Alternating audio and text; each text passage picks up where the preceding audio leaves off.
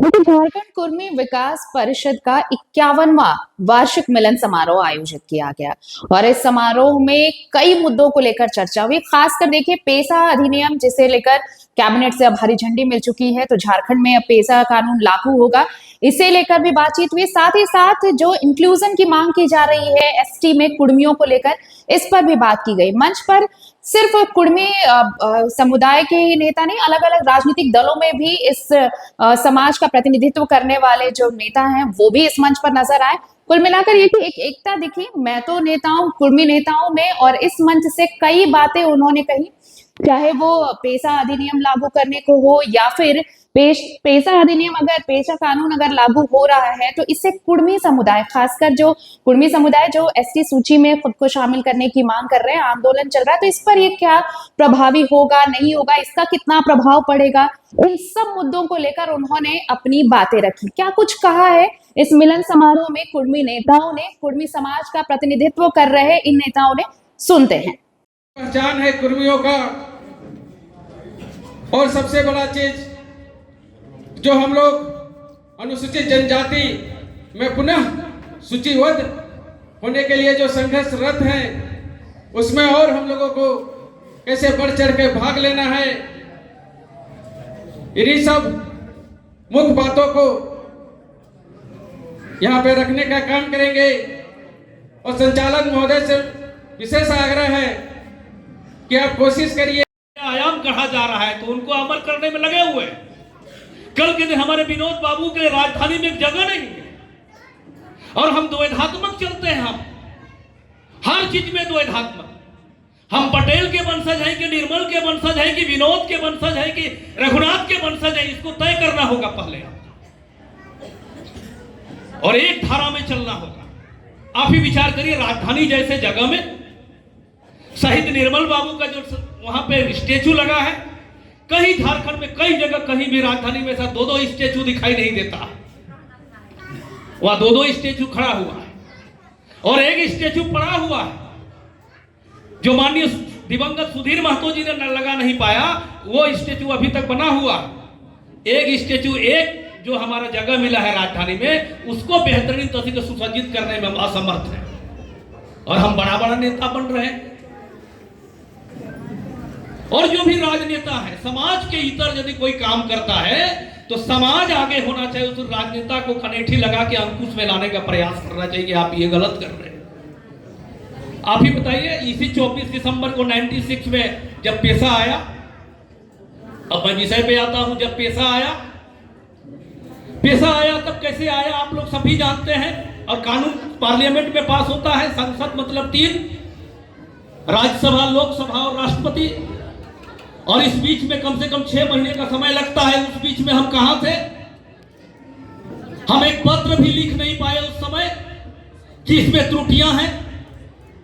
Panchayat extension की बात थी तो पंचायत को आधार बनाते, 50% जहां ट्राइबल, जहां वह रिजर्वेशन कराते और जहां नहीं है उसको फ्री करते। उस पर दबाव नहीं हुआ। 32 सालों के बाद, बिहार से अलग होने के बाद पंचायत चुनाव होता है, हमारा ही व्यक्ति उस मंत्रालय में रहता है, हमारे ही लोग सांसद रहते हैं, कई विधायक थे वहां माननीय, तय नहीं कर पाए कि भाई पंचायत चुनाव है, आप जिला को आधार मत बनाइए। वो लड़ाई वहीं पर रुक गई और पंचायत चुनाव भी हो गया। हम बाहर के रास्ते से छिटक के बाहर चले गए, न हम मुखिया बने, न प्रमुख बने, न सरपंच बने। ऐसा लागू हो गया 24 दिसंबर को हाल पे। इसमें त्रुटियां रह गई, बोरो मंगा के हम मुखियाती बना रहे, अब इसमें भी वही हाल होगा। झारखंड लड़ने का और कुर्बानी देने का क्या मायने निकला हमारा? जिस शिक्षा जगत की बात कर रहे हैं, जिस शराबबंदी की बात कर रहे हैं, जहां जहां हमारे समाज के नेता पैदा हुए, चाहे वो कोई भी नेता हो, विशेष करके जो माननीय बने, उनके क्षेत्र में स्कूलों की स्थिति आप देख लीजिए। विधायक प्रबंधन कमेटी का चीफ होता है, अध्यक्ष होते हैं, कभी समीक्षा नहीं होती है। एक स्कूल नहीं है, सारे विधायक कमीशन खाते हैं, सांसद कमीशन खाते हैं। शिक्षकों का ट्रांसफर, जितने बाहर के टीचर होते हैं उनका डिप्यूटेशन करा के शहर में पोस्टिंग कराई जाती है, वहां झड़टंगुआ टीचर से पढ़ाई जाती है। लड़के दारू नहीं पिएंगे तो क्या करेंगे? और आवाज उठाने की बात करने संतोष बाबू कह रहे थे कि एग्रेशन दिखा रहे, एग्रेशन पैदा होता है शिक्षा से। आपने शिक्षा को बचाया कहाँ? मैं सोनाहातू से आता हूं, बोले भाई साहब संचालन के सुनील सोनाहातू की बात कर रहे थे। चार ऐसे ऐसे गांव देखे 22 को दारू भट्टियां हैं और सबका कमीशन विधायक के खाते में जाता है।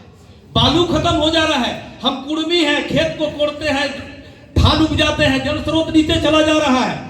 किसका घर बन रहा है यहाँ पे? अट्टालिकाएं किसकी बन रही है? बिना इसी इन्वायरमेंट क्लियरेंस के जितने घर बन रहे हैं यहाँ पे, किसका नदी नाले जा रहे हैं? हमारा ही जमीन जा रहा है सब जगह।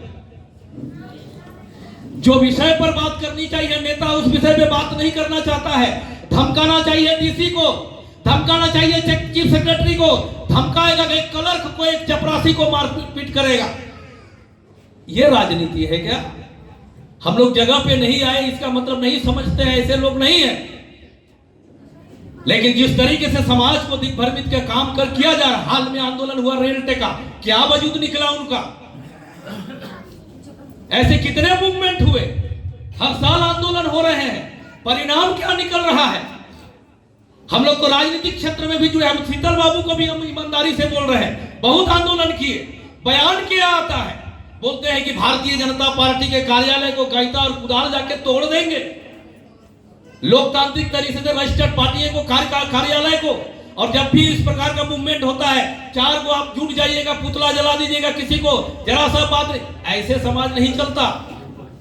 पॉलिटिकल भाषा में मैं बात नहीं कर रहा हूं, एक होने की बात कर रहा हूं सर। और जब तक एक नहीं होगा, हमारे लोग चिन्हित नहीं हुए, जो ऐतिहासिक महापुरुष है, कल के दिन ऐतिहासिक महापुरुष हमारे गौण कर दिए जाएंगे। जो लोग आंदोलन में नहीं थे उनको आंदोलनकारी बनाया जा रहा है। अभी आंदोलनकारी में पैसा लग करके ठेकेदारों को आंदोलनकारी बनाया जा रहा है, बाहरी लोग आंदोलनकारी बन रहे हैं। सबसे ज्यादा आंदोलनकारी तो कुर्मी समाज के लोग थे। इस सब की भी समीक्षा होनी चाहिए। इतना ही कहनी थी मुझे, किसी को दुख लगी है तो उन्हें माफ किया जाए। बहुत बहुत धन्यवाद। जय कुर्मी समाज। उसके लिए आपको चिंता करने की जरूरत नहीं है। पेशा कानून का जो प्रारूप अभी बना है उसको पढ़िए और गुलाम होने के लिए तैयार रहिए। कुर्मी लोग जो शेड्यूल एरिया में रहते हैं, एकदम हमारे पास पेशा कानून का प्रारूप है।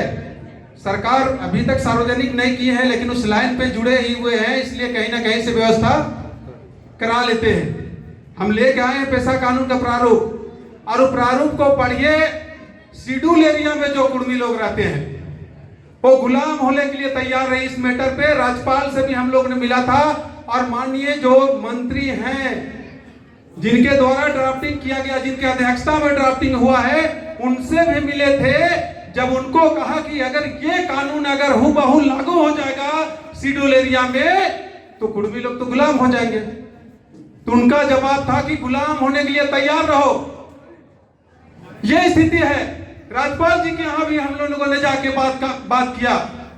उनका जो पर्सनल सेक्रेटरी है उनको भी ये बात का, उन्होंने भी ये जवाब दिया था कि गुलाम होने के लिए तैयार रहिए। ये स्थिति है हम लोगों की। और ये जब ऐसी स्थिति बन रही है तो हमने कह दिया कि बीजेपी कार्यालय को तोड़ेंगे, गैता और कुदाली लेके तोड़ के हटा देंगे, तो क्या बुरा किया? क्योंकि इस कानून को लागू कराने के लिए रात दिन रघुवर दास जी पूरे राज्य में घूम घूम के और सरकार को दबाव दे रहे थे कि पेशा कानून सख्ती से लागू होना चाहिए। कौन है रघुवर दास जी? किस पार्टी से बिलोंग करते हैं? और कौन है बाबूलाल मरांडी जी जो पेशा कानून सख्ती से लागू हो सरकार को दबाव दे रहे थे? विपक्ष में है ये लोग, और विपक्ष में होने के नाते उनको ये बात कहना चाहिए कि अगर अधिक जनजातियों के लिए अगर पेशा कानून बन रहा है, उनके हित के लिए बन रहा है, तो उसमें मूलवासियों का भी अधिकार होना चाहिए। विपक्ष का फर्ज बनता था कि नहीं? विपक्ष को बोलना चाहिए कि मूलवासियों के लिए तो और बोलना चाहिए लोगों को। तो रघुवर दास जी गांव गांव जाके कह रहे थे कि पेशा कानून सख्ती से लागू होना चाहिए। तो फिर दोष किसको देंगे? किसको? राज्य सरकार तो मेरे खिलाफ है ही, मैं चाहता है कि कुर्मी लोगों को बर्बाद करे। और जब राज्य सरकार कुर्मी लोगों को बर्बाद करना चाहता है तो विपक्ष ही आपका सहारा है। तो विपक्ष भी तो कर रहा है वही बात। रघुवर दास जब मुख्यमंत्री बने उसका 3 महीना बाद एक लेटर जारी किए कुर्मियों के खिलाफ। उस समय हमने कहा था कि बीजेपी कार्यालय को गई तार कोड़ी लगा के यहाँ से कोर्ट के बाहर दिल्ली भगा देंगे। उन्होंने एक लेटर जारी किया था और उस लेटर में उन्होंने लिखा है कि सभी दृष्टिकोण से कुर्मी समाज सुखी संपन्न जाति है। आप बताइए किस दृष्टिकोण से आप सुखी संपन्न है? किस दृष्टिकोण से आप सुखी संपन्न है? कितना आपका IAS IPS, कितना BDO CO, कितना दरोगा, कितना थाना पर आप प्रभारी, कितना डॉक्टर, किस दृष्टिकोण से आप सुखी संपन्न है? आप ब्लॉक में जाइए या DC ऑफिस जाइए या आप विधानसभा सचिवालय जाइए। विधानसभा सचिवालय में 755 गो कर्मचारी हैं, उसमें आप लोग मात्र 3 गो 5 मतलब 4 गो थे, एक एक्सपायर किए। किस दृष्टिकोण से हम सुखी संपन्न जाति है? हमारी सामाजिक एकता क्या है? हम बिजनेस में क्या है? कितना हमारा फैक्ट्री चल रहा है कुर्मियों का? तो किस दृष्टिकोण से रघुवर दास लेटर लिख के दिए कि सभी दृष्टिकोण से सुखी संपन्न जाति है? और उस लेटर के आधार पे फिर 3-4 महीना बाद भारत सरकार जवाब दिया कि सभी दृष्टिकोण से कुर्मी जनजाति सुखी संपन्न जाति है, इसलिए उसको यथाही स्थिति के में रखने की जरूरत है। अर्जुन मुंडा जी ने जो जवाब दिया था कि कुर्मियों का कोई भी मामला भारत सरकार के पास लंबित नहीं है, उसी लेटर के आधार पे जवाब दिया था। एक नेता खारिज करवा दिया डिमांड को और दूसरा नेता कहता है कि कोई भी मामला, वही अर्जुन मुंडा ने 2004 में अनुशंसा करके भेजा था और फिर वही कहते हैं, इसलिए कहे उनका कहना सही था। तब तक बीच में रघुवर दास जी ने खारिज करवा चुके थे मांग को। तो ये स्थिति है। अब जब रही बात कुर्मी का, तो झारखंड सरकार का तो गजट कहता है, 2012 का नोटिफिकेशन है कि कुर्मी महतो। तो जो मूल्य बात है, ये जो झारखंड का जो कुर्मी है, इसलिए इसको समझा नहीं पाए हैं कि अगर जबरदस्ती कोई व्यक्ति कहता है कि हम कुर्मी हैं और जबरदस्ती कोई एक व्यक्ति कहता है हमने कुर्मी है, किसको मानने चाहिए? हम लोग सामाजिक, तो ये बात आती है कि जिसके खतियान में, जैसे मन से भी अभी बात आ रही है कि जिसका खतियान में जो है उसी को उसको मान के चलना है। तो इस पर जो दो पार्टियों अभी आज मंच में है, सभी लोग, ऋषि बाबू भी हैं सामने बैठे हुए, और उसके बाद इधर से भी हमारे ज्ञानेश्वर सिंह जी हैं। ऋषि बाबू तर्क देते हैं कि कुर्मी होना चाहिए और ज्ञानेश्वर सिंह जी तर्क देते हैं कि कुर्मी होना चाहिए। ये तो सामाजिक संगठन चलाने वालों को लोग पीस दे रहा है। सामने आइए दोनों व्यक्ति और समझाइए समाज को कि र क्यों होना चाहिए या अड़ा क्यों होना चाहिए। सामाजिक करने वाले लोग कितने मेहनत से सामाजिक करते हैं।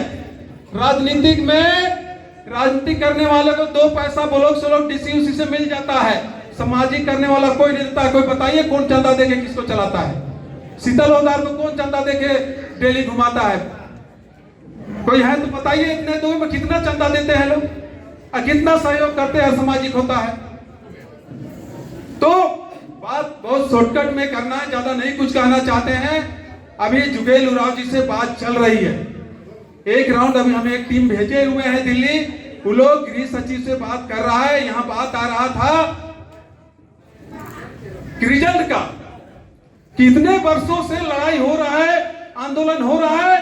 तो आप लोग बता सकते हैं कि देश का आजादी कितने दिनों में हुआ? कोई बता सकते हैं कि क्या पीढ़ी लड़ा तब आजादी हुआ कि एक पीढ़ी में खत्म कर दिया? हो सकता है शीतल होदार आगे होकर लड़ रहा है और अब संगठन लड़ रहे हैं, इसमें भी ना हो और आने वाला पीढ़ी को भी लड़ना पड़ेगा। आप झारखंड आंदोलन का देखिए, निर्मल महतो शहीद हुए, शक्तिनाथ महतो शहीद हुए, झारखंड आंदोलन में शहीद हुए। लेकिन झारखंड आपको मिला कब? झारखंड मिला कब? तो आप तुरंत में रिजल्ट के लेके कार्यक्रम पे अगर सवाल खड़ा कीजिएगा तो लड़ाई खत्म कीजिए। आज इस मान से घोषणा हो जाए कि आज के बाद कुर्मी का उसका संवैधानिक अधिकार पाने के लेने के लिए कोई लड़ाई नहीं लड़ना है, कोई रैली नहीं करना है, कोई आंदोलन नहीं करना है, क्लियर हो जाए। काहे हम लोग बिना मतलब का परेशान रहेंगे? इस तरह का जो बात आती है, जो भी बात रखिए मनोबल गिराने वाली बात नहीं होनी चाहिए। एक दिन में कोई लड़ाई का अंजाम नहीं होता है। रेल टेका हुआ, सब लोग साथ दिया, पूरे झारखंड का कुर्मी। तो इसलिए भैया हम कहा कि खतियान देख लो, जो खतियान में है वही लिखो, और नहीं तो इधर का रह जाओगे ना उधर का रह जाएगा।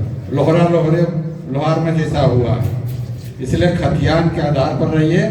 और कुछ लोग उल्टा पट्टा की लिख दो तो तुम आदिवासी बन जाओगे। अरे तो सीधे मुंडा काहे नहीं लिखते हो, आदिवासी हो जाओगे।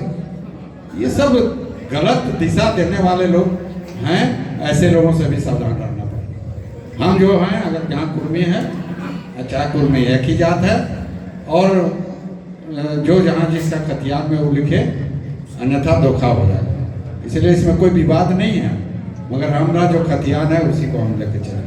धन्यवाद।